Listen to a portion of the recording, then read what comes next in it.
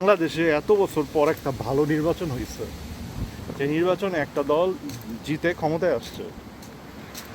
আপনারা সেই দলের বিরুদ্ধে যত ইচ্ছা সমালোচনা করেন, কিন্তু এত বছর পর যে একটা গ্রহণযোগ্য নির্বাচন হয়েছে, সেই নির্বাচনটাকে তো আপনার সাপোর্ট করতে হবে। গণতন্ত্রের প্রতি আপনার কমিটমেন্টটা কি? সেই নির্বাচনকে যদি আপনি বলেন ভুয়া নির্বাচন, যে আপনারা জিততে পারেন নাই, আপনারা জিতছেন, বিএনপিকে জিতানো হয়েছে, জামাত কীভাবে জিতবে নির্বাচনটা? আমাদের ওই লোকবল আছে। আওয়ামী লীগের ভোট পাইয়া কয়টা বেশি ভোট পাইছে? আওয়ামী লীগ আইলে তো এইটাও পাইব না, আওয়ামী লীগ থাকলে তো তোরা 20টা সিটও পাবি না। তো তোরা যে নির্বাচনটারে বিতর্কিত করার এই আপ্রাণ চেষ্টা চালাই যেতেছে, সেটা চালায় লাভটা কী হয়েছে? মানে বাংলাদেশের গণতন্ত্রের প্রতি আপনাদের কমিটমেন্টটা কি? আমরা তো সবাই জানি নির্বাচন ঠিকঠাক মতো হয়েছে, তারপর আপনারা মিথ্যা কথা কেন প্রচার করতেছে? এবং আপনারা এবং কিছু গান্ডু আছে, এগুলো আবার বিশ্বাসও করে, তাদের ঘরানার কিছু গান্ডু আছে। কত বড় বকচোদ হইলে এটা বুঝে না যে জাহেদ ভাইয়ের ইউটিউব চ্যানেল ইন্ডিয়াতে ব্লকড। জাহেদ ভাইয়ের ইউটিউব চ্যানেল ইন্ডিয়াতে ব্লকড হয়ে আছে, কারণ কারণ যেসব কথাবার্তা বলে ইন্ডিয়ান গভর্নমেন্ট চায় না সেগুলি বলুক।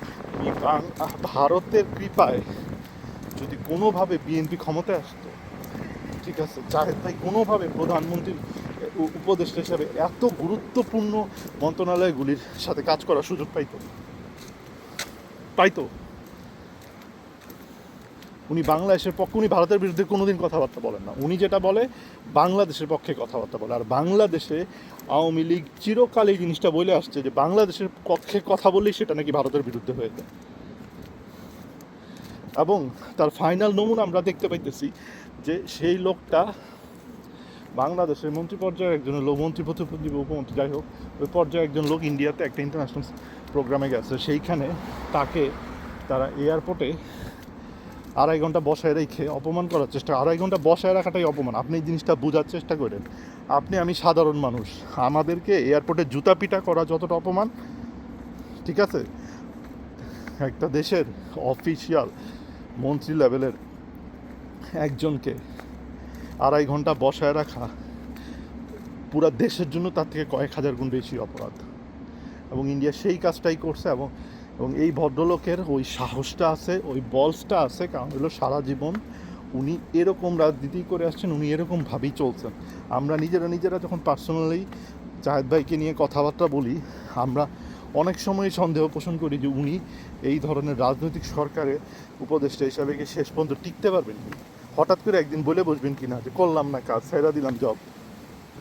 হইতেই পারে, কারণ উনি অত্যন্ত জাতিভাব, ওনার আত্মসম্মানবোধ অত্যন্ত প্রচণ্ড রকমের। এবং এটার পিছনের ব্যাকবোন হলো উনি একজন অনেস্ট মানুষ।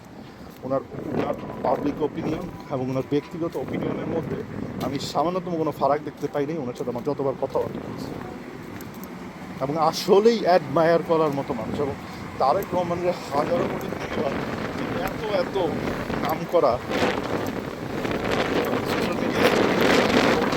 সোশ্যাল মিডিয়া থেকে সবচেয়ে সঠিক মানুষটাকে দায়িত্বটা দিতে দিচ্ছেন।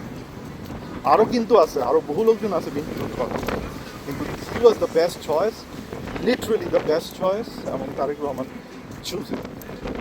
লিডারশিপের সবচেয়ে বড় গুণ হলো যে সঠিক জায়গায় সঠিক লোক বসাইতে পারা। লিডারের সব কিছু জানতে হবে এমন কোনো কথা নেই, লিডারের পক্ষে সব কিছু জানা সম্ভব নয়। লিডারের প্রধান কাজটাই হলো নিজে ভরসা করতে পারে এবং তার ভিশন এবং মিশনের সাথে অ্যালাইন্ড কাউকে বিভিন্ন জায়গায় দায়িত্বে রাখা, যাদের ডিসিশনকে সে ব্লাইন্ডলি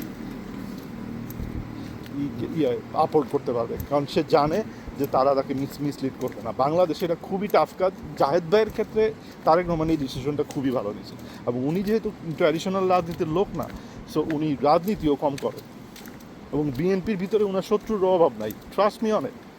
বিএনপির ভিতরে ওনার শত্রুর অভাব নাই, কারণ উনি তো ধান্দা করবেন না, উনি তো কাউরে কোনো কাজ দিবেন না, উনি কাউরে কাজ দেওয়ার মানুষও না।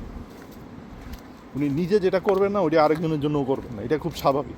যারা রাজনীতি করে তারা পিঠ চুলকাচুলকি করবে, এটা খুবই স্বাভাবিক, ঠিক না? কারণ তাদের লোক পালতে হয়, তাদের খরচের ব্যাপার আছে। ওনার তো এইসব নাই। এনিওয়ে, উনি যেটা করছে, দুর্দান্ত কাজ করছেন। উনি চলে আসছেন বাংলাদেশে। এখন এটা ফার্দার সব কিছু দেখার পর এইটাই অলরেডি একটা যথেষ্ট পরিমাণ ইন্ডিয়ান গভর্নমেন্টের জন্য অসম্মানের ব্যাপার হয়েছে। তাকে বারবার অনুরোধ করা হয়েছে যে আমরা ভুল করে ফেলছি, আপনি প্লিজ স্টে করেন, আপনার প্রোগ্রাম শেষ করেন। উনি তাদের কথা শুনেন নাই। ওনাকে যখন বসায় রাখা হয়েছে এরপর উনি ডিসিশন নিয়ে পরের ফ্লাইটে চলে আসছেন। That was a wonderful decision to take. That's enough for the time being. এইটাকে এখন ইন্ডিয়ার পক্ষ থেকে ডিএসকেলেট করতে হবে। ডিএসকেলেট দুই ধরনের হয়, প্রকাশ্যেও হয় অপ্রকাশ্যেও হয়। আমরা যেহেতু প্রকাশ্যে কাজটা করে ফেলছি, সো এখন তাদের দায়িত্ব এটাকে ডিএসকেলেট করা। এসকেলেশনের আমি মনে করি না আসলে, এটা সরকার ডিসিশন নিবে যে বাংলাদেশে যে ইন্ডিয়ান অ্যাম্বাসেডর আছে তাকে ডেকে নিয়ে এসে প্রতিবাদ করবে কি করবে না, এটা সরকারের ব্যাপার। কিন্তু we already did our protest, উনি অলরেডি করে ফেলছে। এখন এটা ডিএসকেলেট করে সম্পর্ক স্বাভাবিক করার জায়গা। এবং এই কারণে পরবর্তীতে বাংলাদেশ থেকে যারা যাবে তারা তাদের সবার সাথে একেবারে ডিপ্লোম্যাটিক নর্মস মেনে আচার আচরণ করতে বাধ্য হবে। এইভাবেই কুত্তার লেজ সোজা করতে হয়। কিন্তু এখন এটা ডিএসকেলেশনের সময়, আর এসকেলেট করা মোটো বুদ্ধিমানের মতো কাজ হবে। এবং এই ডিএসকেলেশনের জন্য বোথ পার্টিকেই কাজ করতে হবে। বাংলাদেশের ঠেকা পড়ে নাই, আগামটা তারা করছে। সবাই ভালো থাকবেন, আল্লাহ হাফিজ।